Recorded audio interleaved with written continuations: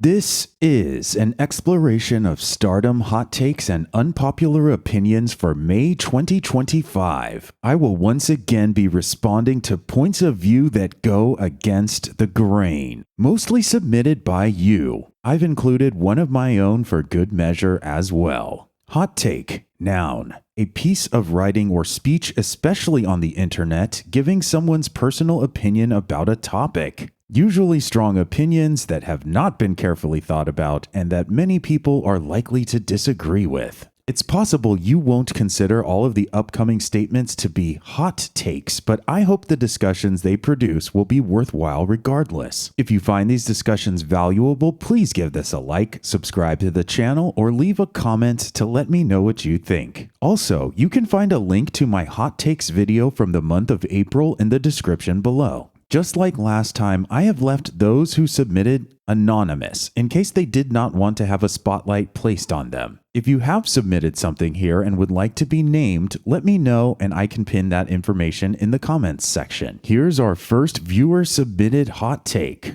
I think Giulia is the best person ever to leave Stardom and go to a different promotion. We're not wasting any time today. This is a tough one to work with because I'm rarely sure what people mean when they say the best. Also, this submission claims that Giulia is the best person, and perhaps that's not the same as being the best wrestler, so I feel like I could use some added clarification. To Giulia's credit, one thing she seems to be doing possibly better than anyone is learning and utilizing English while wrestling in the States. Giulia has performed entire interviews in English, she seems to be cutting promos and video packages using English, and is generally rather far along when it comes to her grasp of the language. She also made it to the WWE main roster fairly quickly as far as I can tell. Her NXT debut was in September of 2024, and she joined Smackdown in May of 2025. With that being said, Giulia has a ton of competition in this category based on how the submission was worded. Not only is she competing with Io Sky and Kairi Sane, but also every Stardom wrestler who has followed Rossy Ogawa to Marigold. Utami Hayashishita, Mirai, Mai Sakurai, Victoria Yuzuki, and most recently Mayu Iwatani. In my eyes, Giulia is not outranking some of these legendary names. In Stardom, Giulia was smart enough to leverage a style of storytelling and combat that worked around her limits when it came to in-ring technique. And many of the people who have left Stardom have appealed to other promotions because of their considerable in-ring technique. Giulia also did not put over a lot of Stardom talent on her way out. Whereas someone like Utami Hayashishita put over Maika, Suzu Suzuki, and Saya Ida without batting an eye. I'm definitely open to hearing a more detailed and lengthy form of this claim though. I could just be misinterpreting this. Here's our second viewer submission.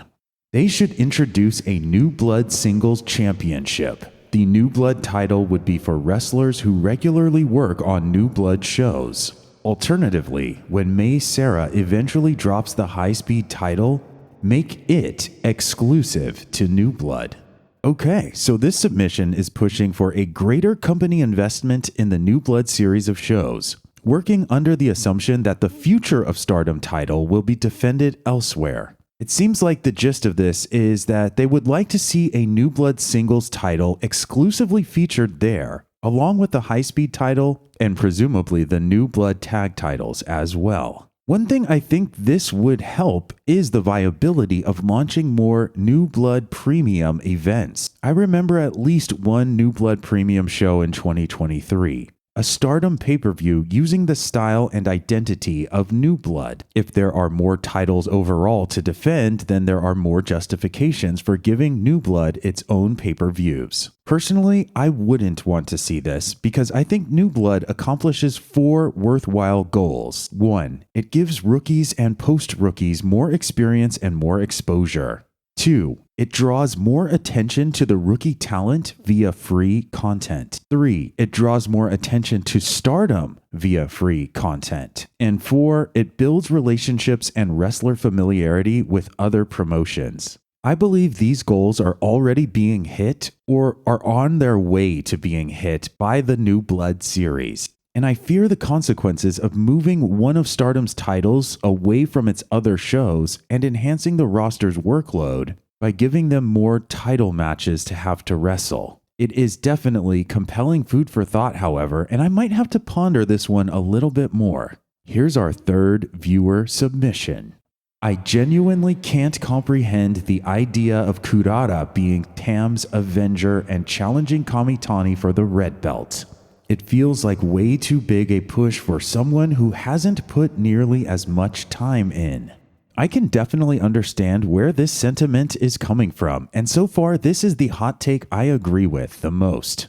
At the same time, I felt like the Saya Kamitani versus Sayaka Kurara red belt match was really well executed, and they both contributed to making the match a lot better than I thought they would. I am also starting to wonder if Saya Kamitani will be lending to the career of Sayaka Kurara over time in a similar fashion to how much Tam Nakano contributed to Kamitani's career. Saya Kamitani was the first opponent that Kurara ever faced, and because of the story these two have told, with Kurara trying to bring the goodness within Saya Kamitani back, and with the sheer amount of selflessness displayed by Tam Nakano and repeatedly putting Saya over, what we are seeing could all be foreshadowing for 18 to 24 months down the road when Kamitani starts to make the same type of gestures for Sayaka Kurara. At any rate, I don't want Kurara chasing the top belts or the top wrestlers anymore. Let's see her work her way across the future tier and the tag belt tiers, and let's see people like Saori Ano and Natsupoi threaten Kamitani in a more legitimate fashion. Lastly, we have my Stardom hot take.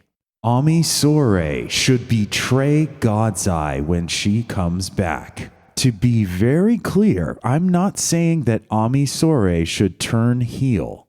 What I am saying is that God's Eye has a big lineup and a lot of other factions do not. God's Eye also has 2 champions right now, a lot of interesting personalities, and a couple of people who should be getting pushed. I want Ami to go somewhere that won't crowd her. Ami Sourei has also been gone long enough to miss a 5-star GP, Goddess Tag League, Cinderella Tournament, and the biggest Stardom show of all time. I don't want her to just come back to the ring with minimal intrigue and a low to medium level of drama. No, she's seen God's Eye move on without her. She's seen them bring in wrestlers from JTO, Oedo Tai, Queen's Quest, and Glate. In Ami's eyes, she's been left behind, and the only way she feels she can gain their respect back is by defeating them as their rival. This gives Ami an angle to work with right out of the gate and a bunch of fresh matchups and fresh tag teams to join. The 5-star GP becomes way more interesting for her if the story partially becomes how many of her former teammates can she defeat? Who from God's Eye can possibly stop her? I only recently thought of this idea, but now I can't get it out of my head. What are your Stardom hot takes and unpopular opinions? Which of the ones revealed today do you think make the most sense? And which of the ones revealed today are you most conflicted about?